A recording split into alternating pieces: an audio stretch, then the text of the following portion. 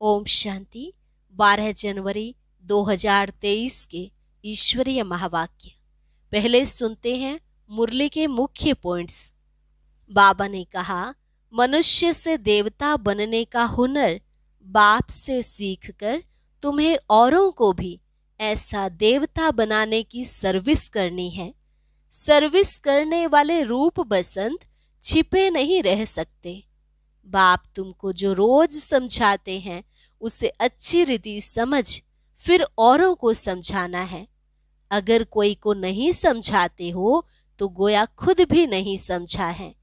इस समय तुम अपना तन मन धन सब कुछ शिव बाबा पर अर्पण करते हो। श्रीमत पर बहुत ऊंचे कर्म सीख कर उच्च पद प्राप्त करते हो। बाबा ने कहा, इस अंतिम 84वें जन्म में शरीर रूपी अश्व को बाप पर स्वाहा कर तुम बिल्कुल बेगर बनते हो। इसके एवज में तुम भी मात पिता के साथ फिर सो देवता बन जाते हो। स्वर्ग में प्रजा तो भले ढेर होगी, परंतु तुम्हें राजा रानी बनने के लिए बहुत मेहनत करनी है। अगर जरा भी गफलत की तो माया कच्चा खा जाएगी। यह माया बड़ी दुस्तर है। अपनी मत माना रावण की मत।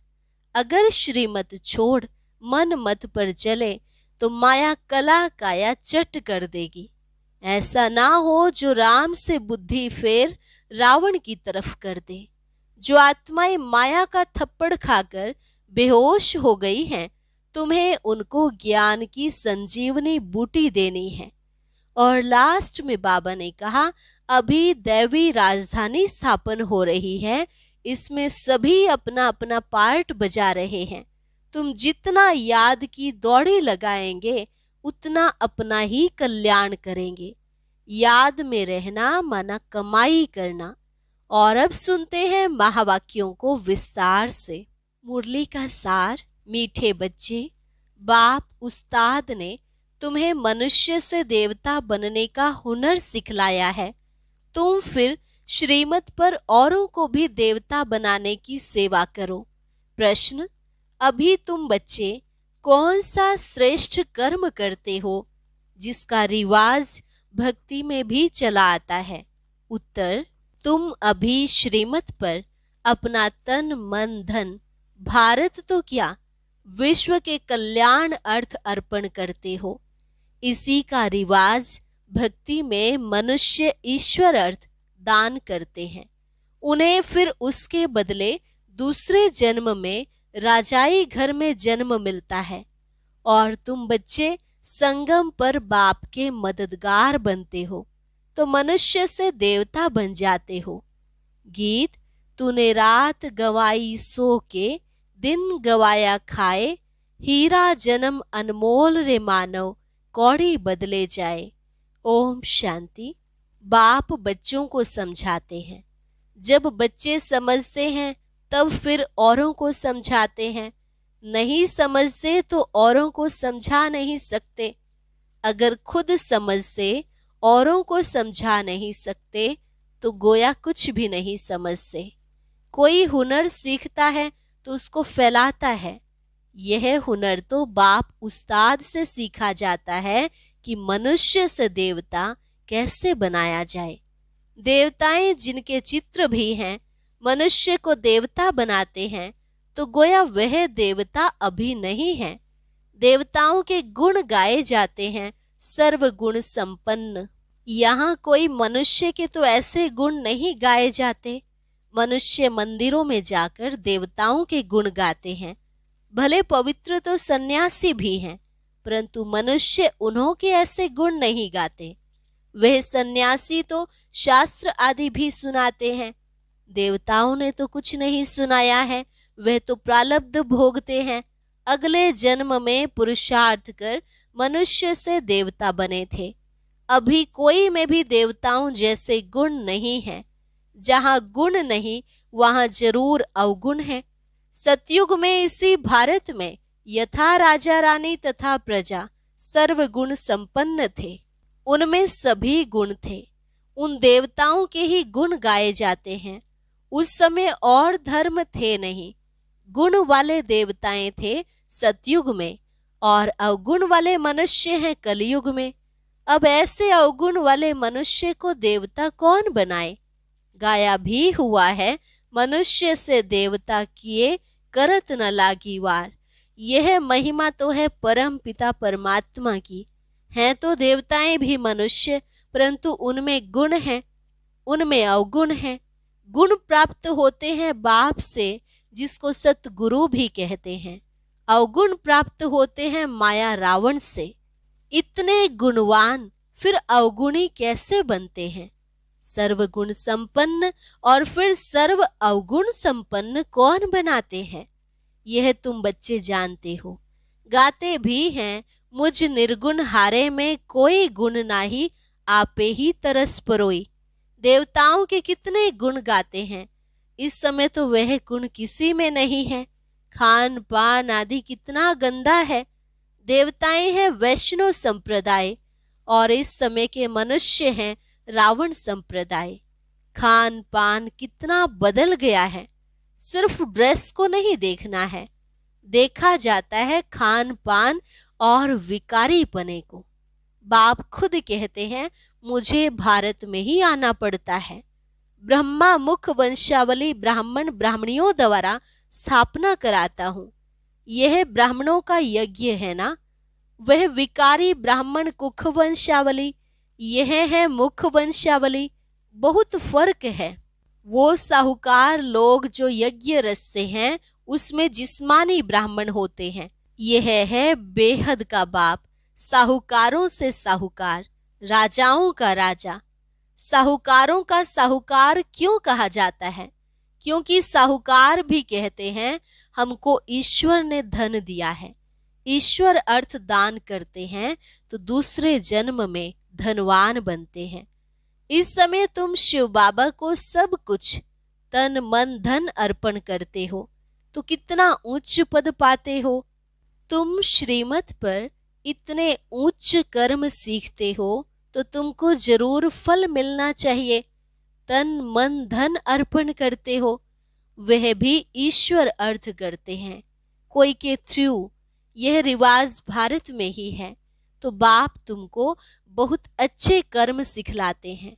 तुम यह कर्तव्य सिर्फ भारत तो क्या, परंतु सारी दुनिया के कल्याण अर्थ करते हो, तो उसका एवजा मिलता है मनुष्य से देवता बनने का। जो श्रीमत पर जैसा कर्म करते हैं ऐसा फल मिलता है। हम साक्षी हो देखते रहते हैं, कौन श्रीमत पर चल मनुष्य को देवता बनाने की सेवा करते हैं। कितना जीवन परिवर्तन हो जाता है। श्रीमत पर चलने वाले ब्राह्मण ठहरे। बाप कहते हैं, ब्राह्मणों द्वारा शूद्रों को बैठ राजयोग सिखलाता हूँ। 5000 वर्ष की बात है। भारत में ही देवी देवताओं का राज्य था। चित्र दिखाने चाहिए।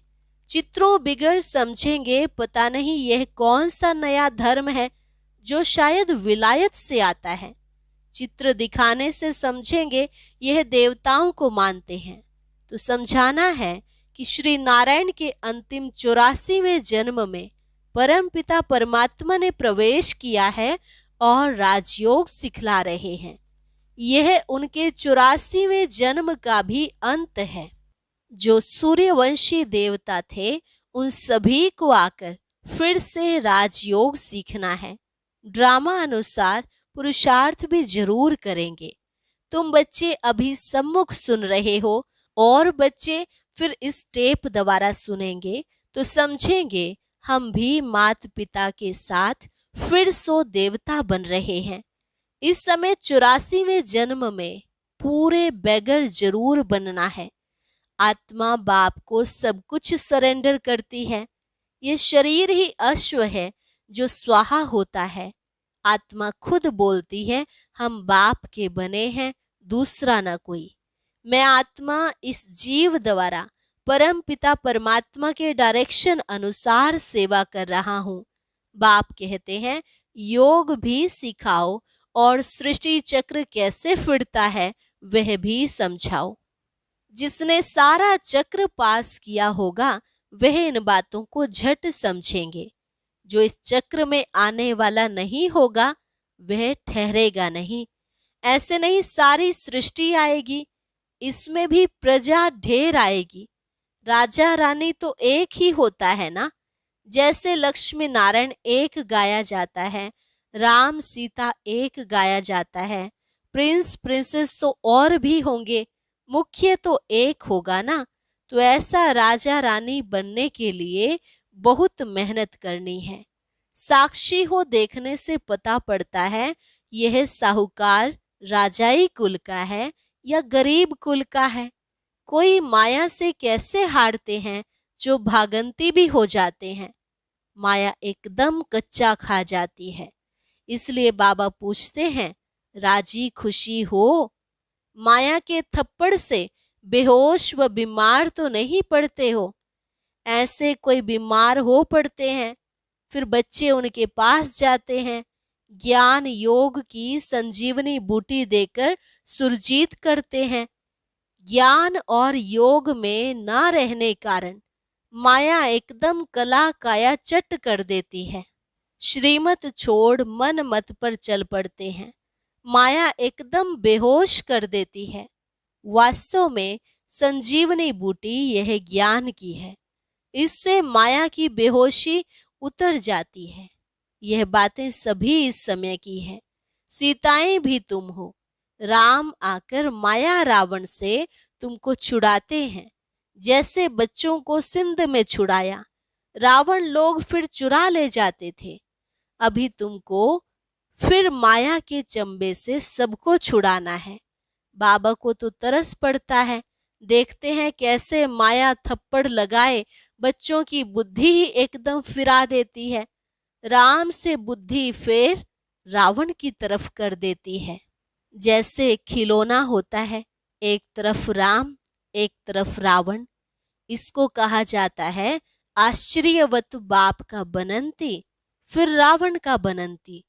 माया बड़ी दुस्सर है, चूहे मुआफिक काट कर खाना खराब कर देती है। इसलिए श्रीमत कभी छोड़नी नहीं है। कठिन चढ़ाई है ना। अपनी मत माना रावण की मत, उस पर चले तो बहुत घुटका खाएंगे, बहुत बदनामी कराते हैं। ऐसे सभी सेंटर्स पर हैं, नुकसान फिर भी अपना करते हैं। सर्विस करने वाले रूप बसंत छिपे नहीं रहते। दैवी राजधानी स्थापन हो रही है, इसमें सभी अपना अपना पार्ट जरूर बजाएंगे। दौड़ी लगाएंगे तो अपना कल्याण करेंगे। कल्याण भी एकदम स्वर्ग का मालिक। जैसे माँ बाप तख्त नशीन होते हैं तो बच्चों को भी होना है, बाप को फॉलो करना है, नहीं तो अपना पद कम कर लेंगे। बाबा ने यह चित्र कोई रखने के लिए नहीं बनाए हैं, इनसे बहुत सर्विस करनी है। बड़े बड़े साहूकार लोग लक्ष्मी नारायण का मंदिर बनवाते हैं, परंतु यह किसको पता नहीं कि यह कब आए, इन्होंने भारत को कैसे सुखी बनाया, जो सभी उनको याद करते हैं। तुम जानते हो कि मंदिर होना चाहिए एक दिलवाला का, यह एक ही काफी है। लक्ष्मी नारायण के मंदिर से भी क्या होगा, वह कोई कल्याणकारी नहीं है। शिव का मंदिर बनाते हैं, वह भी अर्थ सहित। उनका ऑक्यूपेशन तो जानते ही नहीं। मंदिर बनावे ऑक्यूपेशन को ना जाने तो क्या कहेंगे। जब स्वर्ग में देवताएं हैं तो मंदिर होते नहीं। जो मंदिर बनाते हैं उन्हों से पूछना चाहिए कि लक्ष्मी नारायण कब आए थे, उन्होंने क्या सुख दिया था। कुछ समझा नहीं सकते। इससे सिद्ध है कि जिनमें अवगुण है वह गुणवान के मंदिर बनाते हैं। तो बच्चों को बहुत सर्विस का शौक होना चाहिए। बाबा को सर्विस का बहुत शौक है, तब तो ऐसे ऐसे चित्र बनवाते हैं। भले चित्र शिव बाबा बनवाते हैं, परंतु बुद्धि दोनों की चलती है। अच्छा, मीठे मीठे सिकिलधे बच्चों प्रति माता पिता बाप दादा का याद प्यार और गुड मॉर्निंग। रूहानी बाप की रूहानी बच्चों को नमस्ते। रूहानी बच्चों की रूहानी बाप दादा को नमस्ते नमस्ते, गुड मॉर्निंग। अभी रात्रि क्लास। यहाँ सभी बैठे हैं, समझते हैं कि हम आत्माएं हैं, बाप बैठा है। आत्म अभिमानी हो बैठना, इसको कहा जाता है। सभी ऐसे नहीं बैठे हैं कि हम आत्मा हैं, बाबा के सामने बैठे हैं। अब बाबा ने याद दिलाया है तो स्मृति आएगी, अटेंशन देंगे। ऐसे बहुत हैं जिनकी बुद्धि बाहर भागती है, यहाँ बैठे भी जैसे कि कान बंद हैं। बुद्धि बाहर में कहाँ न कहाँ दौड़ती रहती है। बच्चे जो बाप की याद में बैठे हैं वे कमाई कर रहे हैं। बहुतों का बुद्धि योग बाहर में रहता है, वह जैसे कि यात्रा में नहीं है। टाइम वेस्ट होता जाता है। बाप को देखने से भी बाबा याद पड़ेगा। नंबरवार पुरुषार्थ अनुसार तो है ही, कोई कोई को पक्की आदत पड़ जाती है। हम आत्मा हैं, शरीर नहीं है। बाप नॉलेजफुल है तो बच्चों को भी नॉलेज आ जाती है। अभी वापस जाना है, चक्र पूरा होता है। अभी पुरुषार्थ करना है। बहुत गई थोड़ी रही, थोड़ी भी अब जाए। शिव कहे सुनात्मा, क्यों व्यर्थ समय गवाए। इम्तिहान के दिनों में फिर बहुत पुरुषार्थ करने लग पड़ेंगे।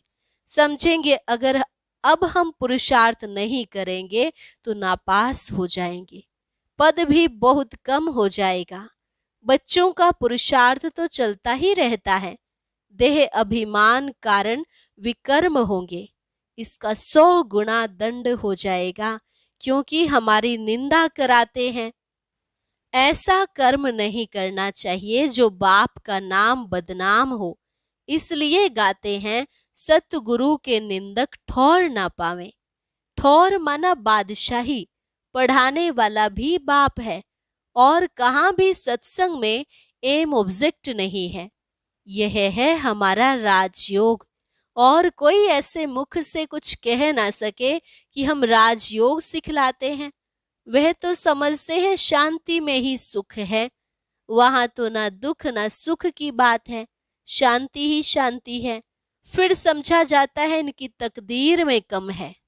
सभी से तकदीर ऊंची उनकी है जो पहले से पार्ट बजाते हैं।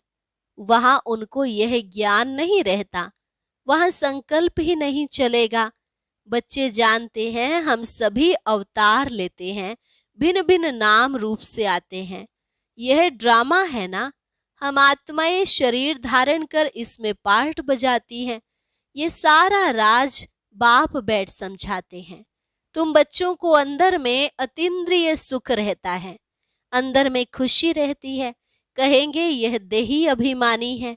बाप समझाते भी हैं, तुम स्टूडेंट हो, जानते हो हम देवता स्वर्ग के मालिक बनने वाले हैं। सिर्फ देवता भी नहीं, हम विश्व के मालिक बनने वाले हैं। यह अवस्था स्थायी तब रहेगी जब कर्मातीत अवस्था होगी। ड्रामा प्लान अनुसार होनी है जरूर। तुम समझते हो हम ईश्वरीय परिवार में हैं, स्वर्ग की बादशाही मिलनी है जरूर। जो जास्ती सर्विस करते हैं, बहुतों का कल्याण करते हैं, तो जरूर उच्च पद मिलेगा। बाबा ने समझाया है, यह योग की बैठक यहाँ हो सकती है, बाहर सेंटर पर ऐसे नहीं हो सकती है। 4 बजे आना, निष्ठा में बैठना वहां कैसे हो सकता है? नहीं। सेंटर में रहने वाले भले बैठे, बाहर वाले को भूले चुके भी कहना नहीं है। समय ऐसा नहीं है। यह यहाँ ठीक है, घर में ही बैठे हैं, वहां तो बाहर से आना पड़ता है।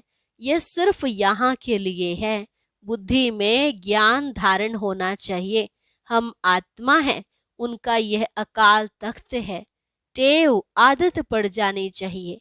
हम भाई भाई हैं, भाई से हम बात करते हैं। अपने को आत्मा समझ बाप को याद करो तो विकर्म विनाश हो जाए। अच्छा, मीठे मीठे रूहानी बच्चों को रूहानी बाप दादा का याद प्यार, गुड नाइट और नमस्ते। धारणा के लिए मुख्य सार। ज्ञान योग की संजीवनी बूटी से स्वयं को माया की बेहोशी से बचाते रहना है, मन मत पर कभी नहीं चलना है, रूप बसंत बन सर्विस करनी है, मात पिता को फॉलो कर तख्त नशीन बनना है। वरदान, अपनी शक्तिशाली स्थिति द्वारा दान और पुण्य करने वाले पूजनीय और गायन योग्य भव। अपनी शक्तिशाली स्थिति द्वारा दान और पुण्य करने वाले पूजनीय और गायन योग्य भव। अंतिम समय में जब कमजोर आत्माएं आप संपूर्ण आत्माओं द्वारा प्राप्ति का थोड़ा भी अनुभव करेंगी, तो यही अंतिम अनुभव के संस्कार लेकर आधा कल्प के लिए अपने घर में विश्रामी होंगी और फिर द्वापर में भक्त बन आपका पूजन और गायन करेंगी। इसलिए अंत की कमजोर आत्माओं के प्रति महादानी वरदानी बन अनुभव का दान और पुण्य करो। ये सेकंड का शक्तिशाली स्थिति द्वारा किया हुआ दान और पुण्य आधा कल्प के लिए पूजनीय और गायन योग्य बना देगा।